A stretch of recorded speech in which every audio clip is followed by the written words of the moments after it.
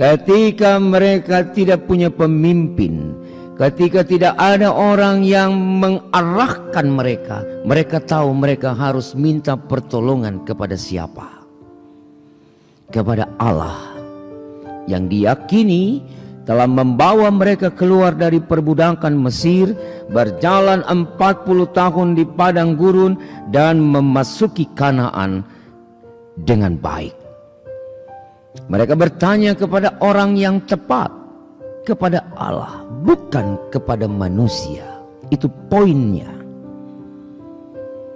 Dan poin ini harus dicatat baik-baik oleh setiap kita. Kalau ketika menghadapi kegalauan, kepanikan, kekhawatiran, ketidakpercayaan diri, kemana kita harus mencari jawabannya? Kepada Tuhan.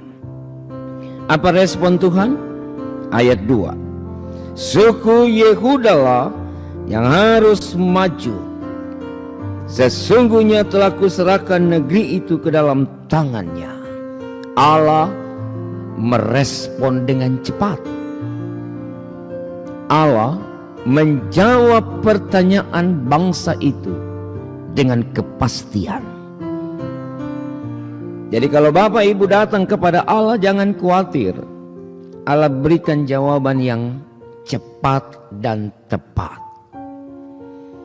Tapi kalau Allah menjadi alternatif terakhir ketika kita sudah tidak punya jalan lagi, ketika usaha demi usaha yang kita buat untuk keluar dari persoalan hidup itu sudah mentok, baru kita ingat Tuhan Allah. Allah respon juga dengan slow, lambat.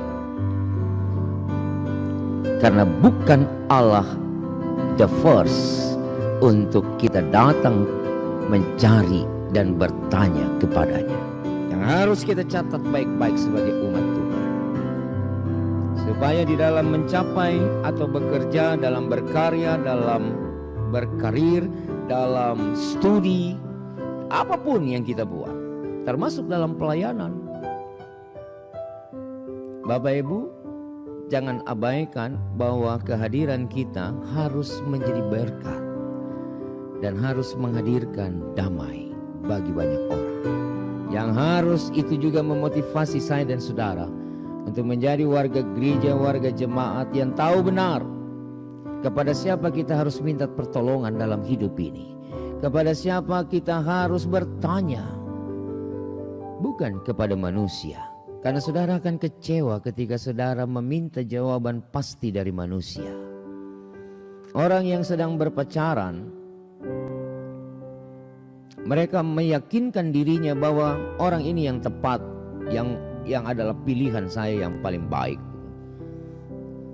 Tapi dalam kesadarannya tentang statement itu, dia dikecewakan, dia juga dibohongin, dia juga dihianati, dia juga tidak diperlakukan selayaknya orang yang mencintai dan dicintai.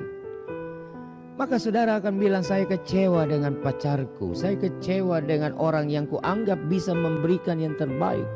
Kita pasti akan bertemu dengan kekecewaan kalau kita berharap pada manusia. Tapi berharaplah kepada Tuhan Allah yang tidak pernah mengecewakanmu.